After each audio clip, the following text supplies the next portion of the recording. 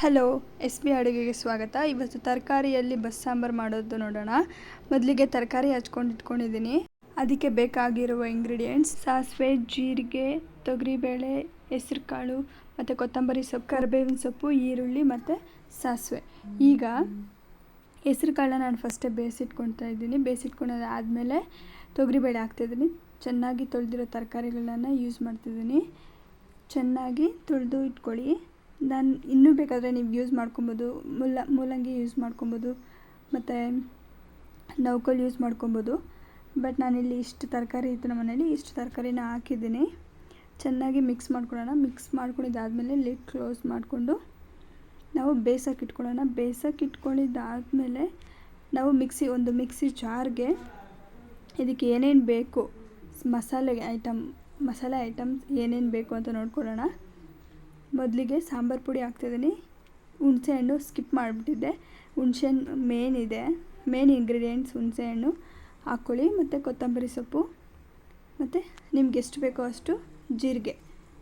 ಜಾಸ್ತಿ ಬೇಕಾದರೆ ಜಾಸ್ತಿನೇ ಹಾಕ್ಕೊಬೋದು, ನಿಮ್ಗೆ ಎಷ್ಟು ಬೇಕೋ ಅಷ್ಟು ಮೀಡಿಯಮಾಗಿ ಹಾಕ್ಕೊಳ್ಳಿ, ಟೇಸ್ಟ್ಗೆ ತಕ್ಕ ಹಾಗೆ. ಮತ್ತು ಒಂದು ಬಾಣಲಿಯಲ್ಲಿ ಪ್ಯಾನಲ್ಲಿ ಬೆಳ್ಳುಳ್ಳಿ ಮತ್ತು ಈರುಳ್ಳಿನ ಡ್ರೈ ಫ್ರೈ ಮಾಡ್ಕೊಳ್ಬೇಕು. ಇದನ್ನು ಬೇಕಾದರೆ ನೀವು ಸುಟ್ಬಿಟ್ಟು ಬೇಕಾದರೆ ಮಾಡ್ಕೊಬೋದು. ಸುಟ್ಬಿಟ್ಟು ಮಾಡಿದ್ರೆ ಇನ್ನೂ ತುಂಬಾ ಟೇಸ್ಟ್ ಬರುತ್ತೆ. ಅದು ತುಂಬ ಟೈಮ್ ತೊಗೊಳುತ್ತೆ ಅಂತ ಹೇಳ್ಬಿಟ್ಟು ಈ ಥರ ಚಿಕ್ಕ ಚಿಕ್ಕದಾಗಿ ಕಟ್ ಮಾಡಿಕೊಂಡು ಡೀಪ್ ಫ್ರೈ ಮಾಡ್ಕೊತಾ ಇದ್ದೀನಿ. ನೋಡಿ, ಡೀಪ್ ಫ್ರೈ ಆಗಿದೆ.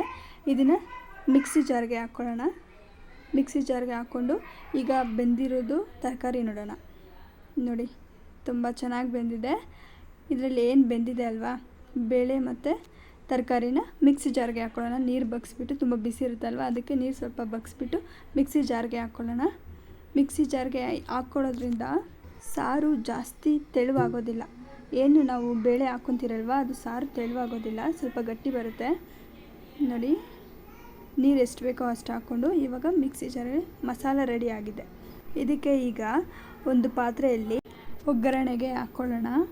ಮೊದಲಿಗೆ ಎಣ್ಣೆ ಹಾಕ್ಕೊಳ್ಳೋಣ. ಎಣ್ಣೆ ಹಾಕ್ಕೊಂಡಿದ್ದಾದಮೇಲೆ ಸಾಸಿವೆ ಹಾಕ್ಕೊಳ್ಳಿ. ನೋಡಿ, ಇದಕ್ಕೆ ಬೆಳ್ಳುಳ್ಳಿ ಬೇಕಾಗುತ್ತೆ, ಜೀರಿಗೆ ಬೇಕಾಗುತ್ತೆ ಮತ್ತು ಕೊತ್ತಂಬರಿ ಸೊಪ್ಪು, ಈರುಳ್ಳಿ ಬೇಕಾಗುತ್ತೆ. ಈಗ ಸಾಸಿವೆ ಹಾಕ್ಕೊಳ್ತಿದ್ದೀನಿ. ಏನು ಬೆಳ್ಳುಳ್ಳಿ ಹಾಕ್ಕೊಂಡಿದ್ದೀರಲ್ವ, ಅದು ಜಜ್ಜಿಬಿಟ್ಟು ಹಾಕ್ಕೊಳ್ಳಿ, ಟೇಸ್ಟ್ ತುಂಬ ಚೆನ್ನಾಗಿರುತ್ತೆ. ಸಾಸಿವೆ ಹಾಕ್ಕೊಂಡಿದ್ದಾದಮೇಲೆ ಬೆಳ್ಳುಳ್ಳಿ ಹಾಕ್ಕೊಂಡು ಕರಿಬೇವಿನ ಸೊಪ್ಪು ಎಣ್ಣೆಯಲ್ಲಿದ್ದಾಗೆ ಹಾಕ್ಕೊಳ್ಳಿ. ಚಿಟಪಟ ಅನ್ನತ್ತೆ, ಬಟ್ ಆದರೂ ಆವಾಗ ಹಾಕ್ಕೊಂಡ್ರೆ ಟೇಸ್ಟ್ ಚೆನ್ನಾಗಿರುತ್ತೆ.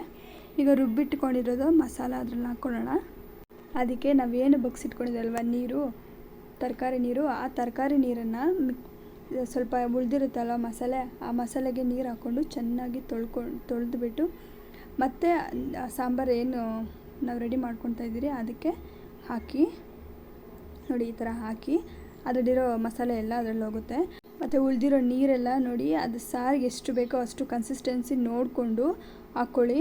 ಫುಲ್ಲು ಹಾಕ್ಬಿಡ್ಬೇಡಿ, ನೋಡಿ ಕನ್ಸಿಸ್ಟೆನ್ಸಿ ನೋಡಿಕೊಂಡು ಹಾಕಿ. ನಾನೆಲ್ಲ ಫುಲ್ಲೆಲ್ಲ ಹಾಕ್ಬಿಟ್ಟಿದ್ದೀನಿ, ಅದು ಸಾಕು ಅನ್ನಿಸ್ತು, ಸೊ ಅದಕ್ಕೆಲ್ಲ ಫುಲ್ ಹಾಕ್ಬಿಟ್ಟಿದ್ದೀನಿ. ಅದಕ್ಕೆ ರುಚಿಗೆ ತಕ್ಕಷ್ಟು ಉಪ್ಪು ಹಾಕಿ.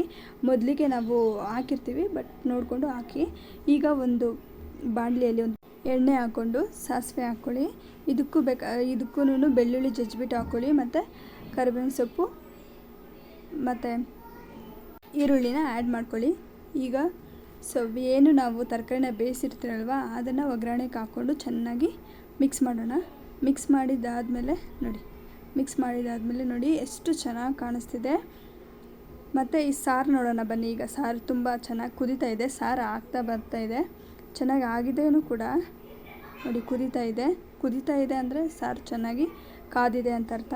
ಈಗ ಸರ್ವ್ ಮಾಡ್ಕೊಳ್ಳೋಣ. ನೋಡಿ ಎಷ್ಟು ಚೆನ್ನಾಗಿ ಕಾಣಿಸ್ತಿದೆ. ಒಂದು ಸಾರಿ ನಿಮ್ಮ ಮನೆಯಲ್ಲಿ ಟೇಸ್ಟ್ ಮಾಡಿ ಮತ್ತು ಟೇಸ್ಟ್ ಮಾಡಿ ನನಗೆ ಕಮೆಂಟ್ ಮಾಡಿ.